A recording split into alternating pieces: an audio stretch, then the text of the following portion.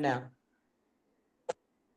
Okay, today we're having a discussion around the best practice for people with lived experience involved in MND research. Up until very recently, and I mean very recently, there really hasn't been true involvement of PLEX within the research landscape in Australia. This may be a controversial statement. However, this is the feedback from people living with MND. We're most often included only when required or a box needs to be ticked, and then we don't receive updates and often have no idea if the research was published or translated. But today, to tackle this topic, we have three guests.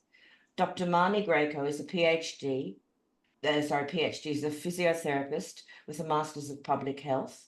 She currently works as an implementation scientist at Institute for Breathing and Sleep at the Austin Hospital. Her program of research aims to enhance the lives of people with neuromuscular diseases through understanding and improving the delivery of healthcare, which is so important. And Natalie Parks, you all know, she's been on the podcast before with her beautiful husband, Brew. And Phil Camden's just a hero within the MND world, and he's also been on the podcast previously too. Phil has been living with MND since 2013, so 11 years. So Marnie, we'd like to start this off with you. Would you briefly outline the process involved in a research project, including when and how you've involved PLEX? Thanks, Jane. Yes, so this all started for me around about 2 years ago when I received a 3-year early career fellowship through MND Research Australia. And that was for a program of research to be conducted over 3 years. It basically supported my salary with a little bit of extra money for the research to try to understand the causes of low uptake of non-invasive ventilation. So non-invasive ventilation being a mask that you wear usually at night to support breathing. As your breathing muscles weaken with MND, people often need this treatment. It's a highly effective treatment, but we had data showing that it wasn't very well taken up by the MND population in Australia. And so my fellowship was aiming to firstly find out what are the rates of NIV usage in Australia, what are the barriers, what's stopping people from accepting or taking up this therapy, and what can we do about it. And so the project started 2 years ago, and my first job, I spent the first few months putting together the dream team, which is our stakeholder advisory group, because I knew that I wasn't going to be able to make any inroads to addressing this problem on my own. I needed the advice and support of the whole MND community. And so I had, initially our group was a bit smaller than it is now, but we had 3 people with lived experience. So Nat and Phil, and also Jean and Greg, who were over, they're a couple. So Jean's Greg's carer over in Adelaide. But we also had, 2 neurologists, a respiratory physician, 2 nurses, a couple of physios. We had David Ali from MND Australia and some researchers on the group. So we kind of really tried to have this, very multidisciplinary complementary team. And that's how it started. I think initially we met quarterly, and, the group supported my first 2 research projects a lot. And then last year we had the Fight MND Care grants that came out for the first time. And so we had made significant inroads, I think, as a group to understanding the problem of NIV uptake. But we decided that we really wanted to then use that information to co-design solutions with the MND community. And so our group of 15 on that stakeholder advisory group were all co-investigators on this grant application with Fight MND. And we were successful. So our program has expanded. We've now got more people with lived experience and more clinicians on the group. So I don't know if that's kind of given enough detail about how we started and sort of where we are at now. How do you think that having the people with lived experience has benefited this project in particular? Yeah, look, I hope I can get all of this out because it has just made all the difference. If I think about the practical, I'll start with the practical help that it's provided. So, our first project was a survey, and I had our lived experience people all help review, our first draft of the survey, provide input into it, check it, provide advice about language and wording and things like that. Then they helped us to, get it out there to the community. So these guys are extraordinary because not only do they represent themselves and their experience with MND, but they're also so well connected to their communities. So Nat, you're heavily involved in support groups and carers groups within Victoria. Phil runs a huge Facebook group. Jean and Greg over in Adelaide have run their own support group in Adelaide for years. So they're also not only able to talk about their own experiences to kind of input into the program, but also the stories that they hear from other people. And then they can connect with that group so they can help recruit. So those are the kind of practical things. They did that with the qualitative study and the survey. But I think it's been so much more than that, because my opinion is that because MND is a rare and a very complex disease, it's even more important to involve people with lived experience, because we've got finite resources, finite time, and we want to make sure that everything we do is the most relevant it can be. So, if we maximize that kind of relevance for the community, then we maximize the impact that our research has down the track, and, how well, I guess, adopted our findings are, etc. So these guys keep us on track. When the data's come in, they've had extraordinary insights to help us interpret that data. We can only see it through our own lens. And I know we've had conversations in our meetings where, I've presented some of the preliminary findings of some of the qualitative research, so the interviews that we've done with people, and they've offered a different angle or a different way of looking at those findings that I hadn't thought of. Then there's, for me personally, it has made my job as a researcher so much more rewarding and enjoyable by having these extraordinary people on my group. I consider them my friends, and they're motivating as well. I want to do a better job because of these wonderful people that are helping me to do this research. So that's from a personal point of view. There's the practical stuff. And, other little things like, so Nat, I was invited to do a webinar on NIV for health professionals. And so Nat delivered that with me. So she was able to talk to health professionals on the webinar about, what good communication looks like around NIV, what were some of the great experiences that they've had, and what good healthcare looks like from a lived experience point of view. So I think when we partner and we do it together, then we have so much more impact. So were there things that came up from the PLEX people in this research that you hadn't thought of before? Absolutely. And you went, oh my God. Absolutely. Yep. Okay. And there's this one example that I'll give. When we first got the Fight MND, or when we were applying, I think, for the Fight MND grant, which was to co-design solutions. So now we've got all this information through the research we've done over the 2 years about what's going wrong out in Australia that is preventing people from being offered NIV, accepting NIV and using NIV. And so we were talking about this project that, okay, well, let's take all those problems and we're going to co-design solutions. And I was completely overwhelmed by the idea because, as the lead researcher, I was like, oh my God, am I going to do a good enough job of this? How am I going to do this? And I had one meeting with these three online, separately from the rest. And the ideas that spouted in a half an hour meeting just completely calmed me down and made me realize that actually I don't have to do this. I just have to facilitate it. Yep. I just have to make sure that I've got the right people in the room, that I'm giving them the agency to use all their incredible knowledge and skills and passion, to facilitate the outcome, not to deliver the outcome myself. And that was a massive relief. And it was a bit of a kind of one of those moments where you're like, epiphany. Yeah, an epiphany. Yeah. So I think you've probably answered the question, but what the question was, what would you say to other researchers looking to involve lived experience? But I think you've probably answered that question there. Well, there's a few things I would say actually. A, don't hesitate. Like it vastly improve everything you're going to do. But I guess the advice I would give is just to start building those relationships now, Because even if you're not planning to apply for a grant in 2 years, one of the worst things you can do is say, oh, I've got a grant in a month. Oh my God, I've got to tick off on this Plex box. Who can I call? I'll just get a name. And, you know, that kind of tokenism, I think, is really disrespectful. And, you know, it's easy to do because research is an incredibly busy, but you have to invest, I think, way earlier than the point where you think you'll need it to build those kind of relationships so that you can have that meaningful involvement. And you have to build in time. And if you're going to put in a grant, you have to actually put in money in the grant as well to reimburse people with lived experience for their time. So I guess that would be my two.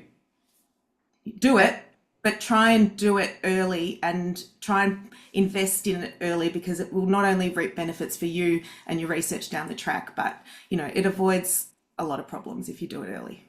Well, that's one of the big issues that we have, is exactly what you said, is that they're filling in a grant and go, oh, shit, got to tick that box and make a phone call, and then no one ever hears from them ever again. And the insights that we have can change the face of how research is being done. And in fact, there are things that we want researched that are not being researched that will absolutely change the care of people with MND. Yep, absolutely. Okay, so now on to our lived experience, people. I know you're going to have to fight about answering these questions, but how did the two of you find out about the project? You can go, Natalie. Okay, I think it was just an email that came out from Marnie, from what I remember. Yeah. Looking for people that are interested, and I just answered that email, and it was early on, had a few phone calls with her and started building that relationship. Yeah, and I'm really keen to be involved with anything with MND, because it builds connections and helps my learning too. Phil? Yeah, for me, it was at the collective down in Melbourne at the Calvary Bethlehem Hospital. Marnie came up after one of the meetings and said, hey, I'd love to be in contact in relation to you helping out. And I thought, oh, yeah, I'll give you my email, but whether I'll never hear from you again. Yeah. But I did, which Can't was get rid fantastic. of me now, Phil. Yeah. And yeah, she said we've become friends and working on this together. And I think the communication's been fantastic, and that's what's kept me in the loop, really. So how have you been involved, the two of you? I think being involved right from the beginning has really helped. So we've known exactly what's happening right along. We've attended meetings. We've helped co-write grants. We've been respected and treated as equals with Marnie, and able to go out and recruit people and come back to her. She's been responsive and very respectful. And I think that's been really important. I've learned so much from doing this myself. Well, it's actually made a massive difference to you, the care of your husband, you doing this. Yeah, definitely. I've learned different things about the NIV, and Brew uses the NIV and relies on it a lot. And it's really helped me also speak to my other carers with lived experience about my experiences, and it has encouraged other people to go and seek out the NIV as well. Yeah. Phil, are you on NIV at night? Yeah, off and on. So it depends how the day is going. But I was on NIV for a very long time, every night.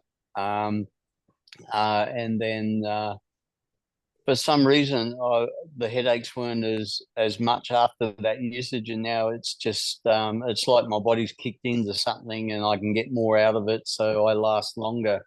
Yeah, which has been a good thing. Amazing thing. Any barriers to being involved for the two of you? Not for me. It's maybe just sometimes, just as Brew gets his care becomes more complex, just getting that time. But it's been quite easy and enjoyable. I look forward to the meetings and learning. Yes, it's been fitted in quite well. Yeah, no, I don't think there has been any barriers. I think that the great thing is that I know that I've received every email that everyone else has received. And as Nat said, we've been treated as equals. And, you know, when I was asked to go or we were asked to go as what is it on that, on the Co-investors. grant? Yeah.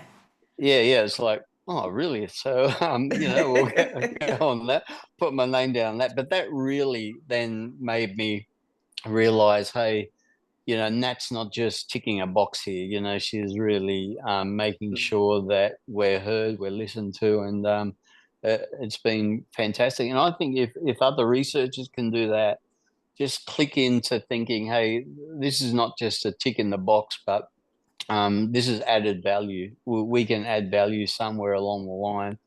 When I need to keep quiet, when there are things that go over my head, it's like I can ask later on, but usually speak into what I can speak into.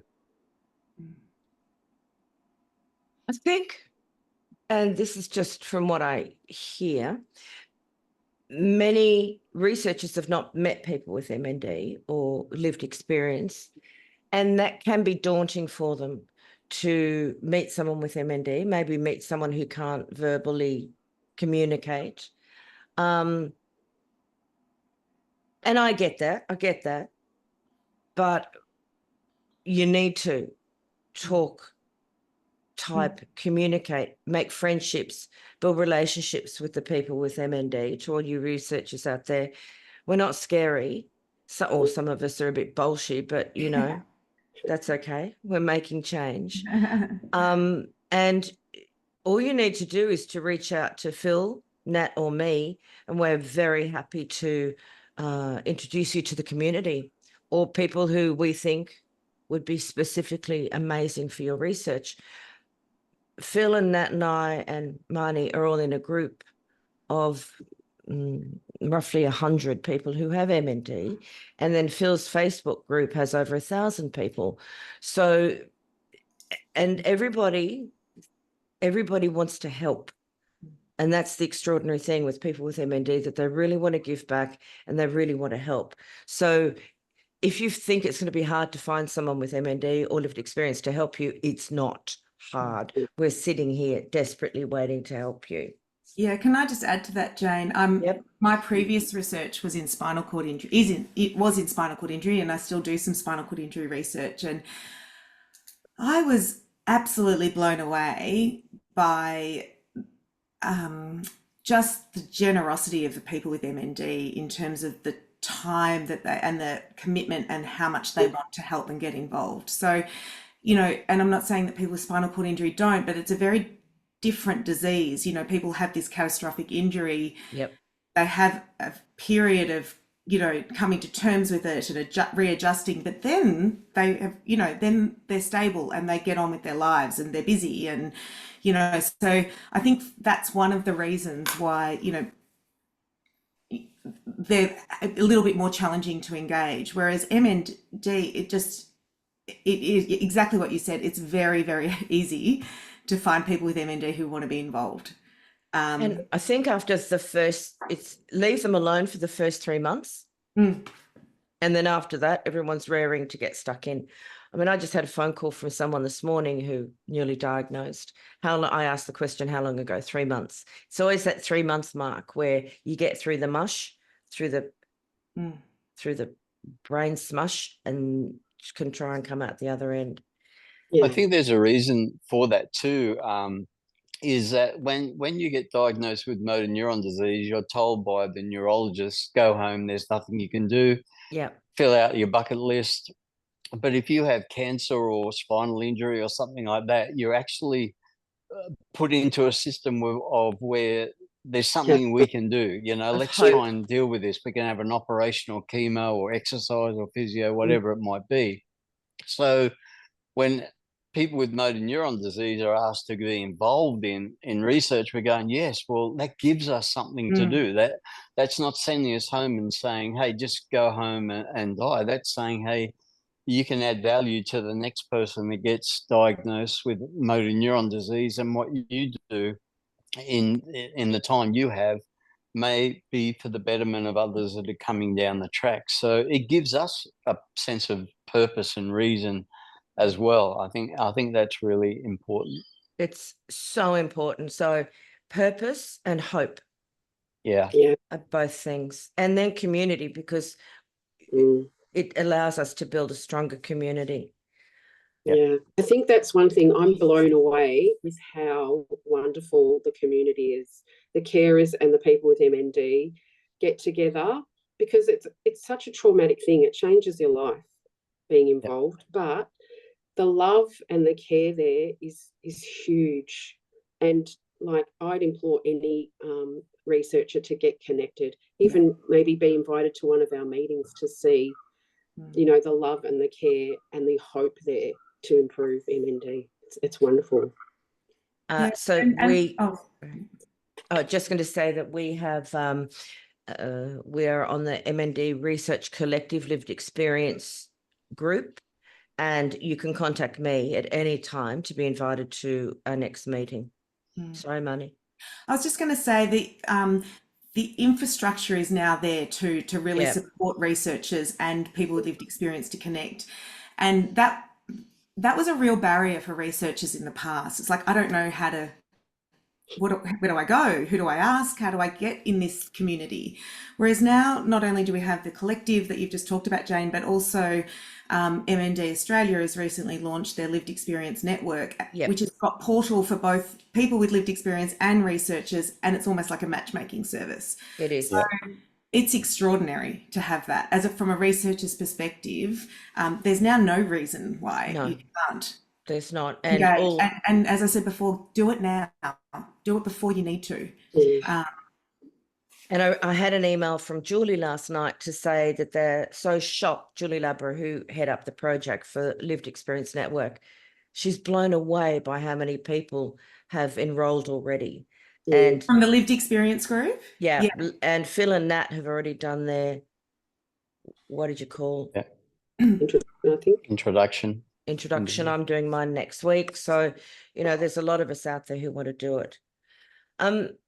Did you find, Phil and Nat, that this took up a lot of your time being in the research with Marnie? No, not at all. How often are our meetings, Marnie? They were quarterly, but now we've upped them to every second month because we've got the co-design stuff. And we do have a 2-day workshop in Melbourne where we're flying everyone with the grant funding to Melbourne. So that will take up to 2 full days, but it is reimbursed as well. So, you know, we're all, as health professionals and researchers, being paid for to be there by our employers. So we also have money in the grant to reimburse the time of our lived experience members as well. That's amazing. And when is that being done? In August, yeah. So we'll all be together in August. That's great. I think the important thing is too, Marnie made it very clear that with our involvement, she knew the progressive nature of motor neuron disease. She knew that there'd be bad days and good days, and some of those bad days may have fallen on when, you know, we need to be in a meeting, and they were very accepted and explained that right from the beginning. Hey, if you can't make it, you know, you don't have to explain to me why or why not. Just, we understand. And so, but I haven't found any problems with being at the meetings. It's very easy to be involved and stay involved. Yeah, I really look forward to them. Yeah, they're a good group, aren't they? I think. So you're answering many of my questions as we go along. So the answer to that would be you would absolutely encourage other plex to be involved in any research. Yes, definitely. Yeah, and I think go through the lens, you know, that lived experience network is a game changer. It really is a game changer. Like, I had to go to Melbourne, meet Marnie, and that was great. And I think there's a responsibility on people with MND, not just researchers, to put themselves in a position where they can meet the researchers, you know. So sometimes it's like, well, where do we meet them, you know? And you just got to be visible and present, you know, and being present is getting on that network. And that's how you become present and how researchers can find you. And, you know, I've been involved with that, with the community of practice for MND care with the Calvary Bethlehem. And so more and more researchers are realizing the importance that people with lived experience can have and help them, you know.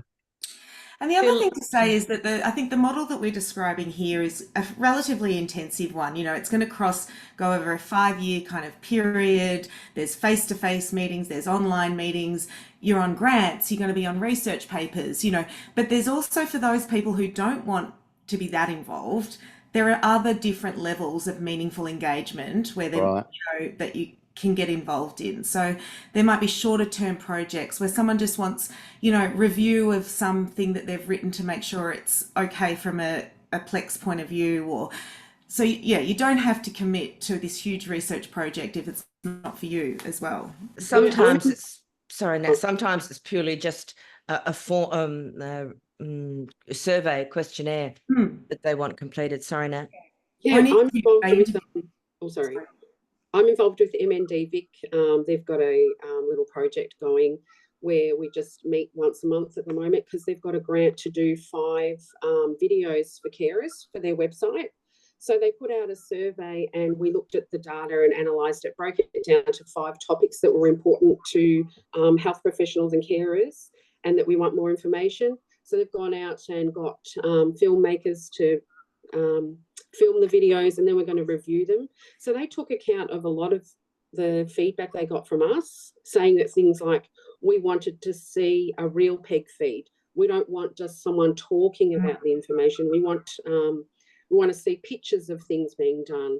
And so they were really respectful in that way and you really felt involved. And there was quite a few people with lived experience on that. And that's only a short project, only sort of 1-hour meetings online, really easy to do, but really makes a difference.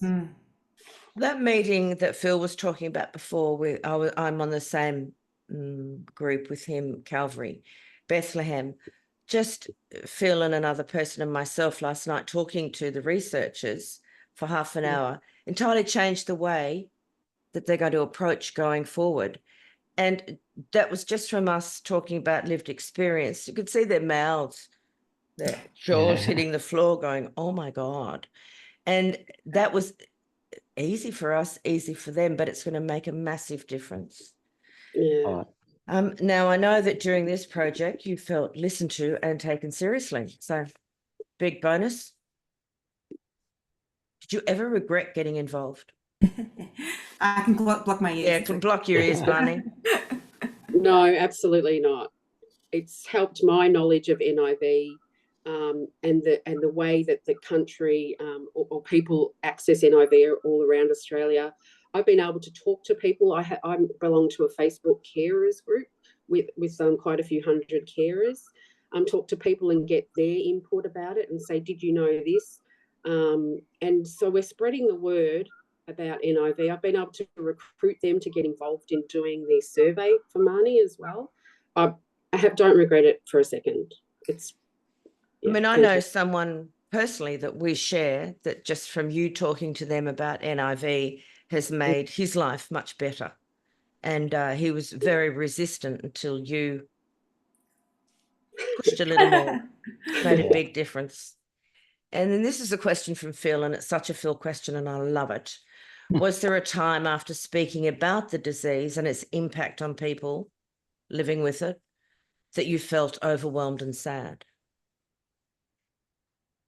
I think it's the nature of the beast. I think because we're so relational and connected so intimately, I guess we could say, with the disease and with each other, there is, you know, we watch our friends age 20 years in 1 year. You know, they go from being a 30-year-old to a 90-year-old in 3 years, and it does have its challenges. I think the key to that is what you spoke about earlier. Some of the people may need 3 to 6 months, which is before they do get involved in that. I remember when Lenore and I first drove up separately because we were both working to first MND Connect group.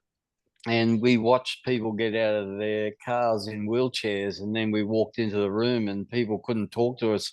I went to shake people's hands and they grunted and they can't shake hands. So, you know, at the very beginning of your journey, it's very confronting and very sad. I think I haven't become hardened to it, but I think I've found a way of managing some of that sadness. I think you have to lean into your feelings and realize that they're real and understand that.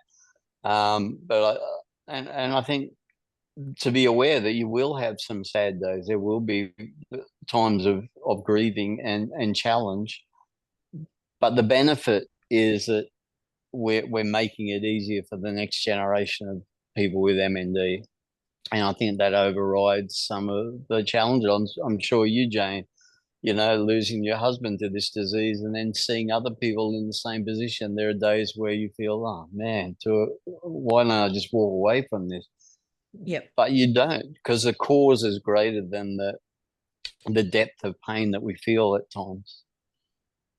Yeah, well said, Phil. So well said, Phil. And that's the other thing that researchers need to come in with an understanding of, that someone who is at the beginning of the research may not be alive at the end of it. And that has to be managed very carefully too. So we come in, we come out. But today, and this won't be released for another couple of weeks, but today's International MND Awareness Day. And there are currently 2,300 people in this country living with MND. And every day, 2 of us are going to die, and every day 2 more people are coming in. So it's not at the moment that we're going to run out of people to do the research, but it does have to be managed quite carefully and responsibly. And we've all mentioned it, and I'll mention it again, and I'll actually put it on the podcast, but it's the MND Australia Lived Experience Network. Now, that's for researchers. You absolutely have to sign up to that. And it's not just for research, it's for educational institutions, researching, Healthcare services, clinicians, hell, neurologist or 2 could do with a little bit of our help as well, and media. So, anywhere that anybody wants an MND lived experience person, you do have to qualify. Make sure that you're not a shyster, but besides that, we'd love to welcome you all. You 3 are amazing, have been amazing. Anything, final words from anybody? Yeah. Marnie, you are a leader in this. You are the one who's made the absolute difference in MND research with lived experience people. So say what you want. As I said before, don't hesitate. I am so grateful for the input that these guys have had and the friendship that they provide, and I guess the inspiration for me.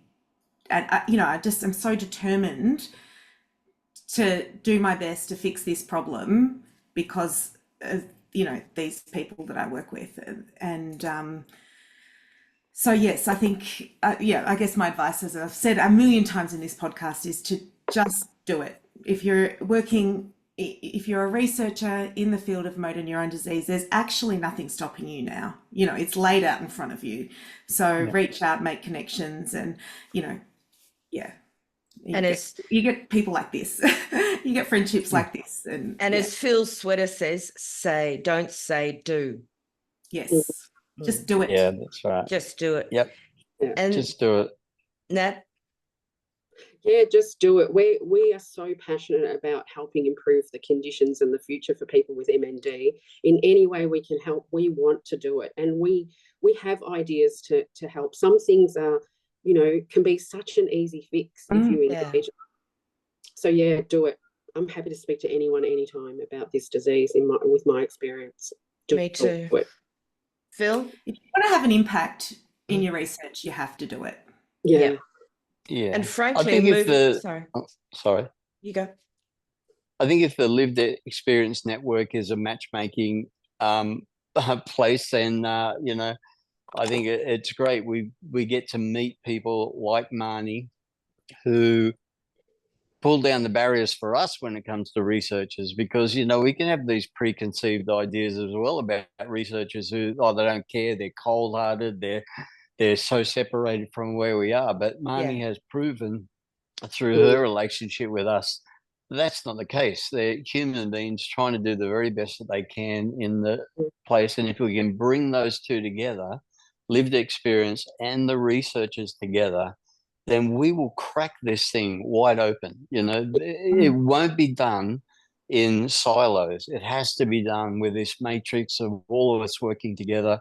And so thank you, Marnie, for breaking the ice when it comes to this. Thank you for being a great representative for researchers, because if the researchers that other lived experience people are going to meet are anything like Marnie, then they're going to have a great journey and they're going to feel like they're accomplishing something.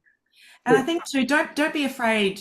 I think the other message would be for lived experience people is don't be afraid to educate the researchers as well. Yeah. Because some of them are just not very practiced, or they don't really understand, or, you know, they haven't been taught how to do this well. So, you know, if you're going on a grant because there has to be a bit of a tick box, you know, you need to demand to find out the outcome of the grant, what your role in the grant is going to be, if the money, you know, is there money to reimburse you built into the grant? What will be your role if they do get the money? How are they going to communicate with you about the outcome of the grant? All of these things, you know, sometimes despite best intentions, you know, we need to just also take on an educational role, I think, with researchers. Yeah. Can I just say one more thing? When I was at the MCG watching the big freeze, I was sitting in my wheelchair, hundreds, thousands of people around me, and no one saying hello or anything else like that. But then Marnie and others came up to me in the crowd of 100,000 people and said, "Hey, Phil, how you going? Great to see you here, da, da, da." So, you know, you never know what a relationship is going to be like once you begin on that relationship, and how it can impact just not even the research, but just your normal day of life. So, Yeah. Phil, I've got one about you there too. I was going to say this earlier. That first time we met, I turned up to that Calgary Bethlehem Day, and I was very new in MND research, and I was a bit early, and I was feeling a bit shy about the whole thing and sitting by myself. And you wheeled up to me and just struck up a conversation about traveling in Rome. We had this, and I was just like, so that was you, you know, that was yeah. I was feeling nervous, and you came up and welcomed me in that space, which was very special. Awesome.